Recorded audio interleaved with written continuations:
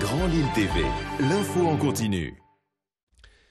Lundi 29 mai, bonjour à toutes et à tous, ravi de vous retrouver pour une nouvelle édition du journal de la rédaction. On sans plus attendre vos prévisions météo aujourd'hui et encore une belle impression d'été, une journée ensoleillée et chaude. Les températures jusqu'à 29 degrés de prévu pour aujourd'hui. Le temps sera quand même de plus en plus lourd jusqu'à un possible risque d'orage dans la soirée.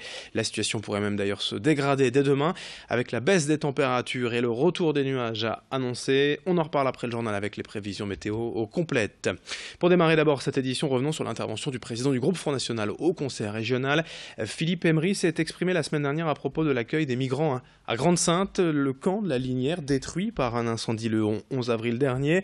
Et ce qui fâche le FN, c'est le coût de fonctionnement du camp, estimé à plus de 18 millions d'euros pour les seuls mois de mars à mai 2016. Un chiffre nettement supérieur aux 4 millions par an qu'avaient annoncé les pouvoirs publics.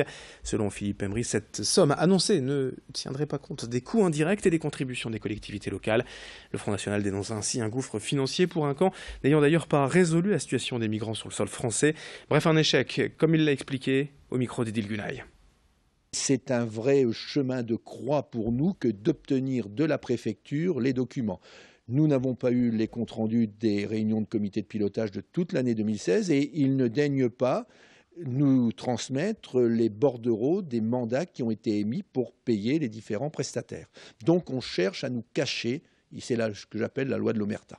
Nous arriverons toujours à nos fins parce que il y va, on nous parle beaucoup de moralisation, il y va aussi de l'exercice du mandat et on ne voit pas pourquoi on cacherait aux Français ce que coûte vraiment l'installation d'un camp de migrants. Dans cette édition, on évoque de nouveau le scandale de la Dépakine, ce médicament en prescrit depuis des dizaines d'années en France à des milliers de femmes enceintes, mais responsables, on le sait, désormais de malformations des fœtus. Pour en parler, nous avons recueilli le témoignage d'Aouatef Souissi, une habitante de Marc-en-Barœul ayant perdu son fils de quelques semaines à cause de la Dépakine. Aouatef n'a arrêté de prendre les médicaments qu'au bout de 6 mois de grossesse. Mais une fois son fils né, les médecins lui ont diagnostiqué un spina bifida, appelé aussi dos ouvert, une maladie à laquelle le nourrisson n'a pas survécu. Aujourd'hui, heureusement, elle a pu se reconstruire et elle a même eu un deuxième enfant qui a aujourd'hui 2 ans et qui se porte bien. En quête de reconnaissance, Aouatef a expliqué son combat à Louis Caillé. Il y a un manque de volonté, je trouve. Ensuite, il y a eu également au début une attitude « ce n'est pas moi, c'est l'autre » qui a tendance, voilà, qui sait, qui n'a pas su, qui a été négligent. On ne savait pas trop qui était responsable, mais en même temps, les responsables sont multiples.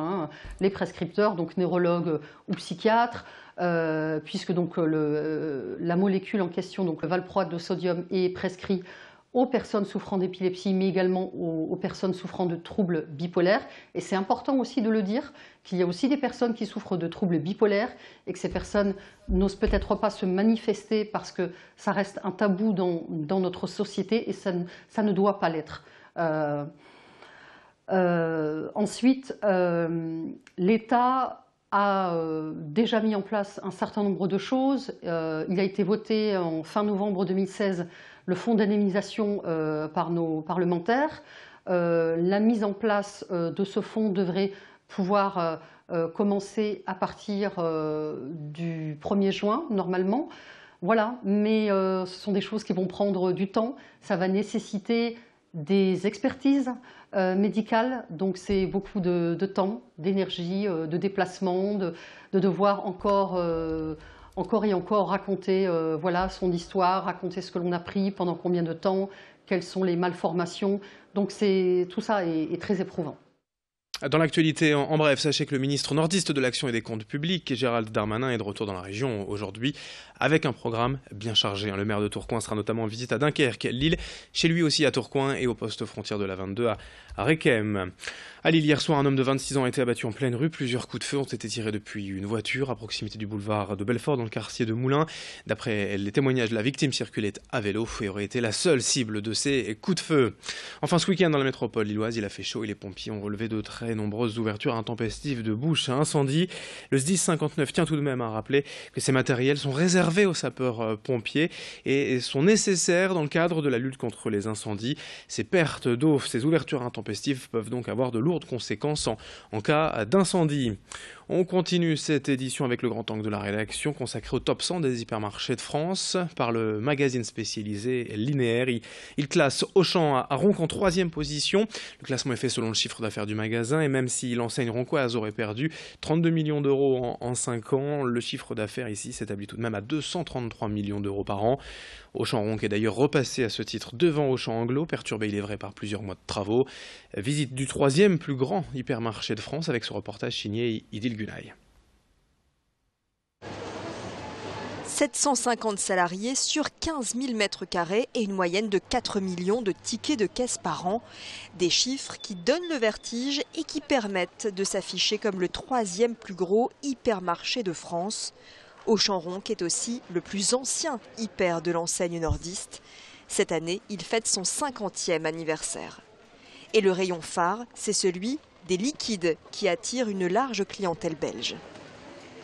Effectivement, le magasin a la chance d'être en frontière belge, donc on est vraiment tout à côté. On a le côté un petit peu différent du commerce qui peut se trouver en Belgique qui attire effectivement les clients belges. Maintenant, on a aussi quelques particularités, notamment sur tout ce qui est liquide, avec les ventes de vin, les ventes de boissons sans alcool, l'eau, où les Belges viennent chercher ça en majorité. Maintenant, ils viennent trouver des produits aussi qu'on ne trouve pas forcément en Belgique, comme la poissonnerie notamment, tout ce qui est crevettes, poissonnerie, on est assez performant sur ce rayon-là. Mais c'est le cas aussi de la boulangerie ou d'autres rayons aussi un petit peu atypiques par rapport à l'offre belge. Les Belges qui représentent 20% de la clientèle de ce magasin. Pour se démarquer de la concurrence, cet hypermarché a choisi de miser sur la qualité de ses produits, pour certains élaborés sur place. C'est le cas au rayon boulangerie. Dans l'atelier, au total, une 40aine de personnes s'affairent. Un succès qui donne des ailes et qui permet de s'agrandir. Prochainement, une nouvelle zone commerciale devrait voir le jour. C'est bien parce qu'on fête 50 ans, puis là on repart pour 50 prochaines années, puisque d'ici la fin de l'année, la zone promenade de Flandre, avec 60 000 m² de surface commerciale, qui arrive en proximité du magasin, et qui va permettre au site d'avoir effectivement un bel hyper, et puis toute la zone commerciale qui va bien à côté. Une nouvelle zone commerciale qui accueillera une 50aine de boutiques et qui viendra compléter la galerie marchande existante, parcourue chaque année par 7 millions de personnes.